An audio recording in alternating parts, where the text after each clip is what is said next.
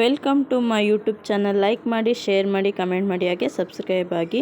ಇವತ್ತು ನಾನು ಈರುಳ್ಳಿ ಬಜ್ಜಿ ಮಾಡ್ತಾಯಿದ್ದೀನಿ. ಸೂಪರಾಗಿ ಬರುತ್ತೆ ನೋಡಿ. ಇಲ್ಲಿ ಈರುಳ್ಳಿ, ಚಿಲ್ಲಿ ಪೌಡರ್, ಅರಿಶಿನ, ಸೋಡಾ, ಕೊತ್ತಂಬರಿ ಸೊಪ್ಪು, ಕರಿಬೇವಿನ ಸೊಪ್ಪು, ಚಿರೋಟಿ ರವೆ 1 ಸ್ಪೂನು, ಸಾಲ್ಟ್ ಮತ್ತು ಇಲ್ಲಿ ಕಡಲೆ ಹಿಟ್ಟು ತೊಗೊಂಡಿದ್ದೀನಿ 1 ಕಪ್ಪು. ಇಲ್ಲಿ ಎಣ್ಣೆ.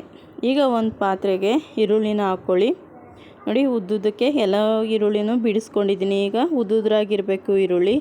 ಈಗ ತೋರಿಸಿರೋ ಅಷ್ಟನ್ನು ನಾವು ಹಾಕ್ಕೊಂಡು ಮಿಕ್ಸ್ ಮಾಡ್ಕೋಬೇಕು. ಮೊದಲಿಗೆ ಇಲ್ಲಿ ನೋಡಿ, ಈಗ ಕರಿಬೇವು ಸೊಪ್ಪು, ಕೊತ್ತಂಬರಿ ಸೊಪ್ಪು ಹಾಕ್ಕೊಂಡು ಸ್ವಲ್ಪ ಮಿಕ್ಸ್ ಮಾಡ್ಕೊಳ್ಳಿ.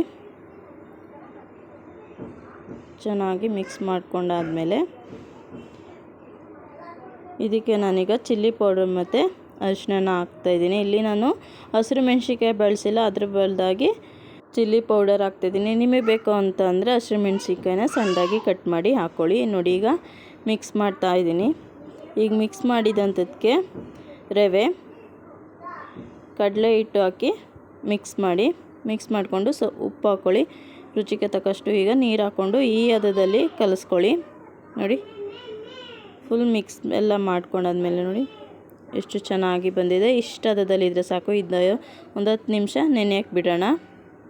ಈಗ ಇದಕ್ಕೆ ನೋಡಿ, ಈಗ ಎಣ್ಣೆ ಕಾದಿದೆ.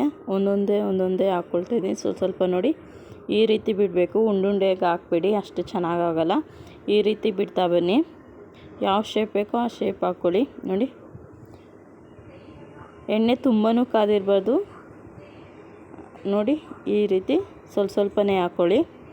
ಹಾಕಿದ ತಕ್ಷಣ ಕೈ ಹಾಕೋಕ್ಕೆ ಹೋಗಬೇಡಿ, ಮಗ್ಚಕ್ಕೆ ಅದೆಲ್ಲ ಬಿಟ್ಕೊಳ್ಳುತ್ತೆ ನೋಡಿ. ಈಗ ರೆಡಿಯಾಗಿದೆ ನೋಡಿ. ಈ ಥರ ಒಂದು ಇದಕ್ಕೆ ಹಾಕ್ಕೊಳ್ತಾ ಇದ್ದೀನಿ ನೋಡಿ.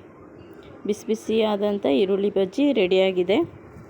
ನೀವು ಕೂಡ ಮನೇಲಿ ಟ್ರೈ ಮಾಡಿ ನೋಡಿ. ಎಷ್ಟು ಕ್ರಿಸ್ಪಿಯಾಗಿದೆ ಅಂದರೆ ತುಂಬಾ ಚೆನ್ನಾಗಿ ಬರುತ್ತೆ. ಟೇಸ್ಟು ಕೂಡ ಹಾಗೇ ಇರುತ್ತೆ ನೋಡಿ. ತುಂಬಾ ಚೆನ್ನಾಗಿರುತ್ತೆ. ನೀವು ಕೂಡ ಟ್ರೈ ಮಾಡಿ. Thank you.